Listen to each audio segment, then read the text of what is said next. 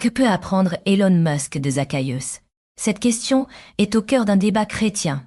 Le mouvement pro-vie abolitionnisme présente un risque. Il pourrait répéter la trajectoire du Tea Party.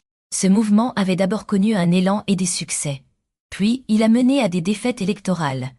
Des divisions internes ont suivi. L'impact politique s'est estompé.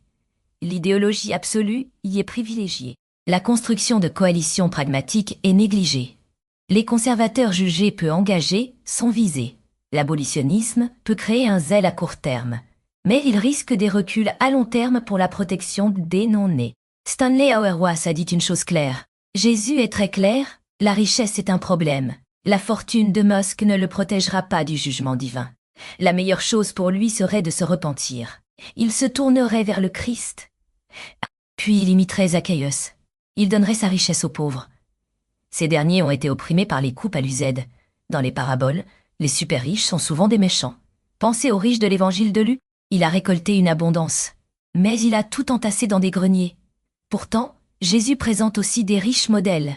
Ils sont des figures chrétiennes. Le propriétaire du mauvais gestionnaire est un exemple. Il loue la ruse de son serviteur. Le propriétaire de la vigne est un autre. Il a des mauvais tenanciers. Le créancier de Luc 7 est un troisième. Il rembourse lui-même une dette de 550 deniers. Matthieu montre aussi des riches modèles. Il confie des sommes énormes. Il paie des salaires au-delà de l'espéré. Ils vendent tout pour acheter une perle unique. Ces personnages font plus que donner. Ils prêtent de l'argent. Ils investissent. Ils paient des salaires. Ils effacent des dettes. Ils louent des terres. Un article récent suggère d'aimer les milliardaires. Sa thèse est résumée ainsi. Si vous détestez les riches toute votre vie, le plus grand impôt sera sur votre âme. Envier et haïr les autres mène effectivement à la misère. L'article affirme que la critique des milliardaires naît de la jalousie. Mais il ne prouve jamais cette affirmation. Beaucoup perçoivent une injustice dans la richesse excessive. Elle est accumulée par une minorité privilégiée. Pendant ce temps, d'autres peinent à subvenir à leurs besoins. Cette injustice, pas la jalousie, est au cœur de leurs convictions. L'article déçoit profondément. Il diagnostique mal la crise morale de notre époque. La véritable menace n'est pas la rancœur des plus démunis, c'est la cupidité des puissants. La richesse façonne de plus en plus la politique, les médias, l'opinion publique et même l'Église. L'Écriture met en garde contre la convoitise.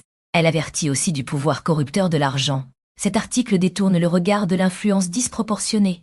Il le dirige vers ceux qui subissent de lourdes charges économiques. C'est un dangereux déséquilibre. Aimer ses ennemis, même les milliardaires, est un but suprême. Mais aimer quelqu'un, c'est vouloir son bien. Cela n'exclut pas la colère, la sévérité ou le jugement. Aimer ne signifie pas approuver constamment. Il ne faut pas confondre critique sévère et haine. L'amour authentique se veut le bien de l'autre, même dans la tension. Abonnez-vous à la Voix du Berger pour nourrir votre foi chaque jour. Que Dieu vous bénisse.